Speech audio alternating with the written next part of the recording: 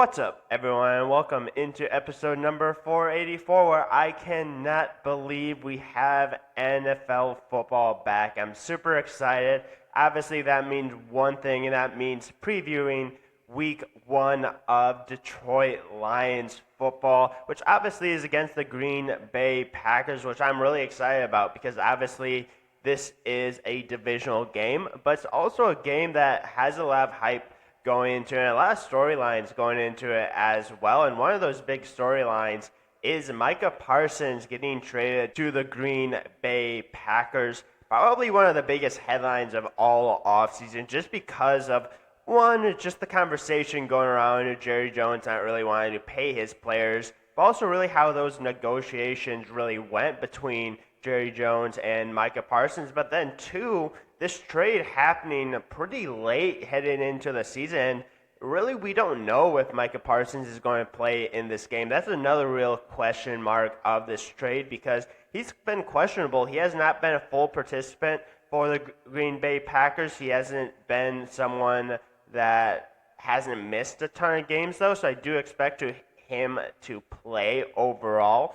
But this was a trade that, if you look at it, is pretty interesting when it comes from the Green Bay Packers standpoint, especially if he plays against the Lions tomorrow at 4:25 because of how good he is when it comes to a pass rush. And one of the really big conversations that were had over the offseason for the Lions was not only the coordinators leaving, two new coordinators, but the offensive line, especially with Frank Ragnow retiring. This is going to be an offensive line that might take a little bit of time to gel. And when you have a guy like Micah Parsons on the opposite side, I know there was a lot of conversations about just put Penei Sewell up against him every single time. Like Penei Sewell is dominated against Micah Parsons. Well, the only issue is you can't move Penei Sewell to right tackle, left tackle, right tackle, left tackle like you could if you really wanted to. That's one, really difficult to do. But then also if you have the Packers, like I am putting Micah Parsons, if he does play, on the complete opposite side of Penei Sewell. Like that's just going to be what it's going to be. Now, obviously, there was a trade that did happen, and the Packers ended up trading Kenny Clark to the Cowboys, which I think if you're a Lions fan, while it's difficult to go up against Micah Parsons, and that's going to be an issue, you really look at this trade and you realize, like, hey, that middle of the defense should be pretty open. Kenny Clark was really good at stopping the run. He caused the Lions issues for years, and now he's gone. Like, when you really want to talk about physicality and when you want to talk about running the ball, I think this plays more into what the Lions want to do. Now, obviously, when Jared Goff ends up taking a step back, throwing it, like that might be a little bit more difficult. He might have to get it out of his hands sooner. But if you talk about just the overall kind of way that the Lions really want to approach offense, in my opinion, I think this actually plays a little bit more to their advantage just because you can really scheme around a really elite edge rusher. And when you kind of get rid of your main guy in the middle, you should be able to run the ball on this defense, even though this is an offense that is going to be starting a rookie. This is an offense that is going to be a little bit different when it comes to the offense line, but you still have pieces around there. So I think this is a really great opportunity for this Lions, especially this offensive line, to gel. It's also a great opportunity to get a little bit of confidence going because this is a defense for the Green Bay Packers that historically the last couple of years, they haven't been great against the run besides Kenny Clark. And guess what? Like I said, Kenny Clark is not there anymore. Now, obviously, you never know. Maybe they make a big improvement there. Every defense and every team year in and year out looks different. There could be one year where defense looks absolutely awful, and the next year could look really good. Like we've seen that happen in the past. Like we saw with the Lions last year, the defense with all the injuries wasn't very good, but I think there's a lot of hope for this defense, especially having a guy like Tyleik Williams, the rookie, in the middle. You also have a DJ Reed coming in to be your CB1. You also have a Terrion Arnold that's supposedly going to take that next step that I really need to see him do. You have guys in the secondary that you trust with Brian Branch and Kirby Joseph, and then you have Jack Campbell at linebacker. You have Anzalone at linebacker. Derek Barnes is back. Also, Aiden Hutchinson Well, that's not something that has been talked about enough, is that Aiden Hutchinson is returning, how dominant he was when he was playing last year for the Lions, and just how good this defense was. Like, I feel like a lot of people forget that this defense, while Aiden Hutchinson was the primary pass rusher, while he was the guy getting a lot of the pressures, this defense was pretty good statistically last year when this team was healthy. And you're adding a guy that I think is going to be an immediate impact. I think he's going to be even better than he was last year. And then you're adding another guy and bringing him back in, Marcus Davenport. Now, that is another huge discussion that we can really talk about here, is really the whole edge position, because another news that was released yesterday is that Zadarius Smith signed a 1-year, $9 million deal with the Philadelphia Eagles. Now, obviously, when this news came out, there's a ton of people extremely emotional, and that's to no surprise for anyone, because if you really look at one position that fans have been clamoring Brad Holmes addressed, is the defensive end position. And in a recent press conference, Dan was really asked about Zadarius Smith, and he basically responded, he's like, we're good. And there was a response from Zadarius Smith's girlfriend that basically in an Instagram post say, we're good, and guess what? Now he's over in Philadelphia. And there's a lot of people that saying, why can't Brad Holmes be like Howie Roseman? Well, there's some bounce back to that and saying, well, Howie Roseman signed him because he needs a little bit defensive end help. Like, it's not because they have a great defensive end room anymore. Now, I think you can go back and forth, and I think a lot of fans are going to fully believe that this is a really big miss from Brad Holmes. Maybe his biggest miss for a lot of these fans, just because of who Marcus Davenport is, and just historically, he hasn't been able to stay healthy. I'm going to give a little bit of the opposite side of that. Yes, that is true. And historically, you have to believe that Marcus Davenport will not be healthy. But what if he stays healthy? If he stays healthy, this defensive line room is pretty good. Now, again, if he doesn't stay healthy, then we can have this conversation, because I don't think there's any defensive end in free agency left that would step this defensive line up. Also, Aiden Hutchinson, when he was healthy, there's going to be a lot of argument that he needs help. When he was healthy and Davenport wasn't healthy, we were still able to get pressure on the quarterback. Now, again, that's putting a lot of pressure on Aiden Hutchinson. That's putting a lot of pressure on health. Health doesn't always align. We all saw last year with the Detroit Lions that they didn't stay healthy on defense. It caused issues. It was one of the reasons why they lost the game against the Commanders. With that being said, if there is one person that deserves the benefit of the doubt, I think you have to give it to Brad Holmes. And this could be something that could eventually come back to bite him. Very much could. If it does, it's obviously a big mistake. But he's a guy that fully believes in what he believes in the guys that he believes in. And that's one thing I think the fan base loves about him, loves about Dan Campbell, is that buy-in, that trust in his guys. But that's going to be one thing that's going to be continuing to be monitored by fans. Because I think while it is true and while it has worked, if the defensive end room continues to be an issue on the other side, there's going to be part of fans that are going to get very frustrated by that. Now, am I saying that Brad Holmes and Dan Campbell should be on the hot seat like Carlos is, according to his article? No. That was a ridiculous article. That was absolutely just to get clicks. If anyone doesn't know, there's a reporter, I think Detroit Free Press, I believe. Carlos, he does basically clickbait articles. But there is some frustration, I think, from fans. And I think rightfully so, there's some frustration. But at the same time, I think, like I said, there's one guy that absolutely deserves to be given a chance at saying, like, hey, this is my guy. it's Brad Holmes and Dan Campbell. And if it doesn't work this year, then we can absolutely go back and readdress that. And I think Aiden Hutchinson is going to be setting the market again because Micah Parsons got a $47 million deal. I would be shocked if Aiden Hutchinson did not get any less than $50 million. Like, you're going to have to pay these guys, and there's going to be ways of finagling it to continue this, hopefully, chance to win a Super Bowl. But this defensive line is going to be huge against this Green Bay Packers team. And it's a Green Bay Packers team coming in that has some injuries. Offensively, they don't have maybe Jaden Reed. He's questionable. Wicks, he's questionable. Now, obviously, Jordan Love is going to be playing in this game. And this is going to be a real opportunity for the Lions defense to really take that next step under Kelvin Shepard.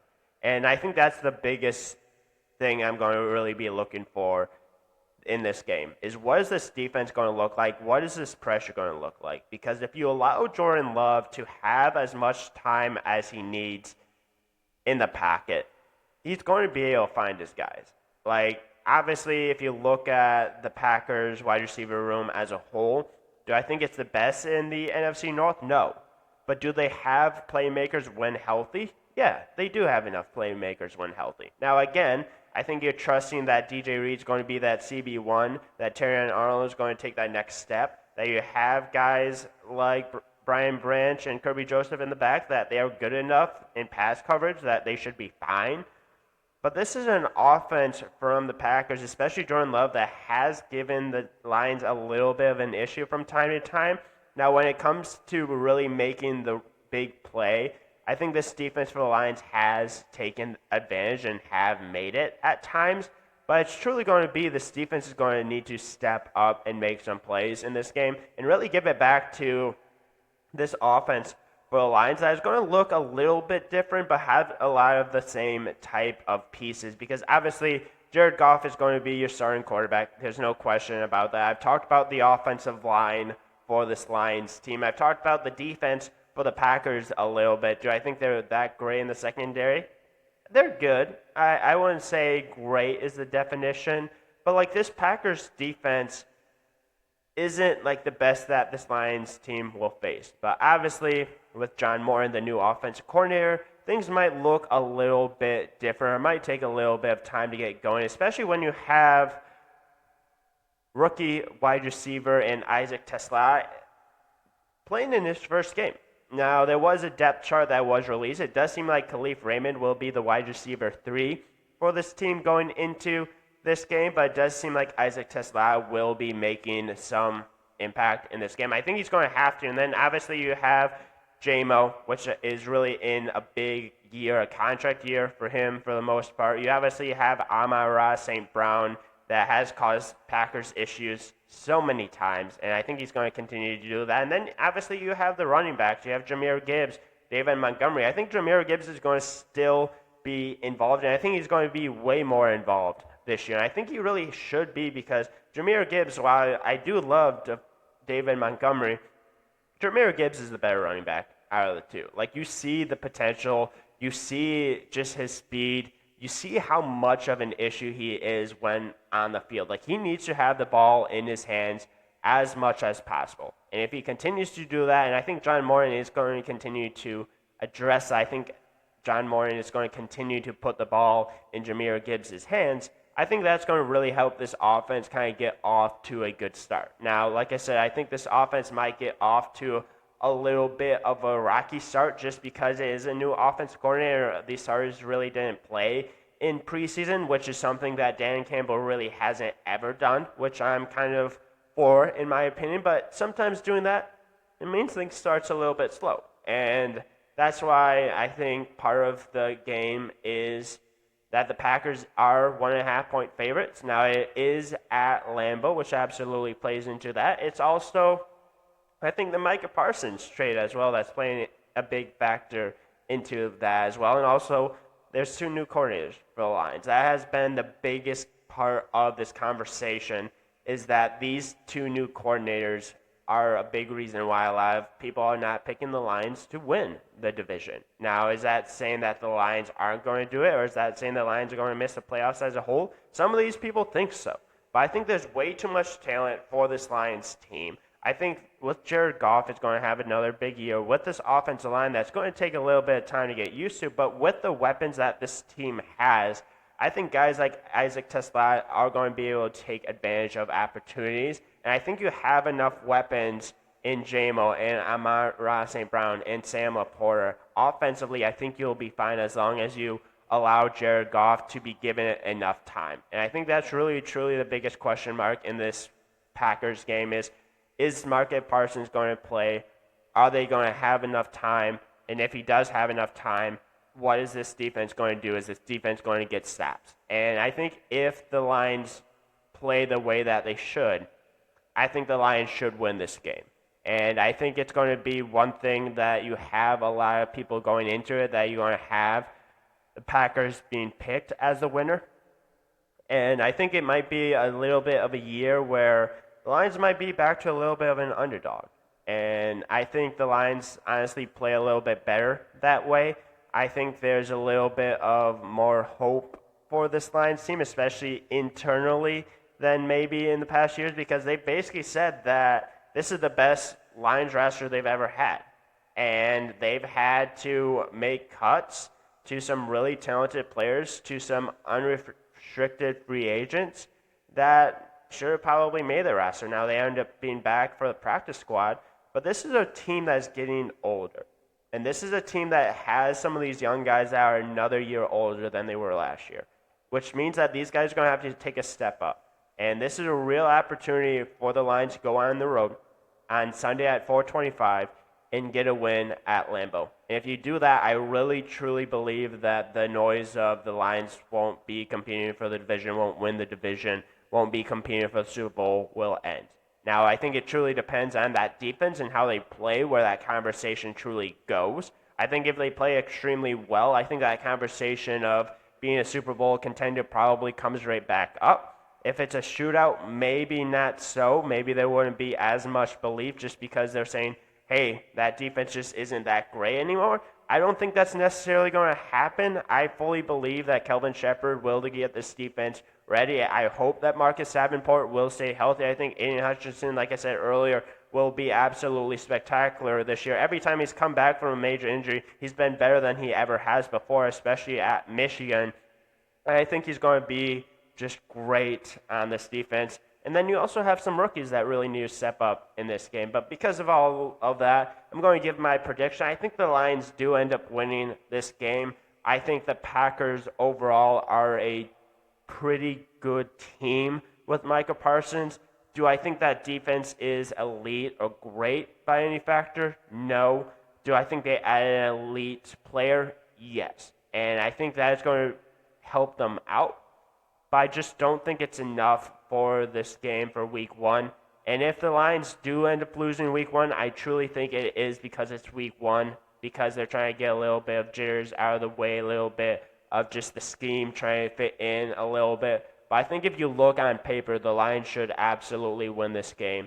And I think if you do win this game, not only will that help long term, but I think we can then start having discussions about why was there not belief in this Lions team from this offseason? Because I truly think from the offseason, if you look at it as a whole, outside of losing Frank Ragnow, I think this Lions team got better. And while it's a really difficult loss, and while it's probably going to get felt, without Kenny Clark in the middle, I think the Lions should still be able to run the ball. And I think with that being said, that is a big reason why the Lions end up winning this game against the Green Bay Packers. But yeah, hopefully you enjoyed this preview. Obviously, it'll be up later today. Hopefully you're able to listen to it before tomorrow's game. But I just can't believe the NFL is back. It's really exciting. Love talking about Lions football. Hopefully, after the Lions game, I'll be talking about a Lions win. Isn't guaranteed, obviously, but it's really exciting to have them back. Excited to have Aiden Hutchinson back. Excited to see what this offense and defense does. Excited for more Lions football. And maybe we'll get a Lions takeover of Lambeau again, because that's been something that has happened in the last couple of years, which you absolutely love to see. But yeah, hopefully you enjoyed this preview. Definitely continue to tune in, subscribe, let your friends, family, anyone you know about this podcast, about this YouTube channel. Really appreciate it. Hopefully you enjoyed it. If you did, make sure to leave a like, comment, subscribe, all of that. But yeah, Lions football returns tomorrow. We'll see what happens. But I think this Lions team is going to be good again this year. I think they have the right pieces. It's just going to be about how they come out tomorrow. And I think with the pieces, they should be all right. I think they'll end up getting this win. So yeah, thank you for tuning into this episode, and tune into the next one.